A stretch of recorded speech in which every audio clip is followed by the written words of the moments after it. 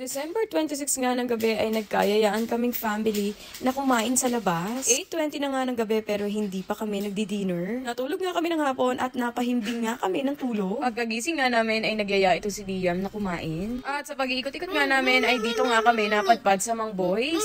Pagdating nga namin ay agad na ngang umorder ito si Daddy C. Habang namimili ng order itong si Daddy C, ito naman si Liam ay walang tigil na kinakakulit. Pagka-order nga ni Daddy C, nagtatawa na kami. Paano ba naman to si Daddy C? Ang sabi nga, picturean ko daw siya ay kung wari stolen. Abay, natatawa naman. Ito nga pala ang price list ng Mang Boys. Ito nga pala ang in-order ko, ang Mang Inasal nila na nagkakahalaga na 190 pesos. Kung i-compare ko nga sa Mang Inasal, mas malaki ang manok ng Mang Inasal at mas mura. At ito naman ang in-order ni Daddy C, ang lechon na nagkakahalagang 450 pesos na may timbang na 1/4. Medyo disappointed nga si Daddy C dahil hindi nga malulutong ang balat. Pero ang sabi nga ni Daddy C, baka kaya hindi na malutong dahil gabi na.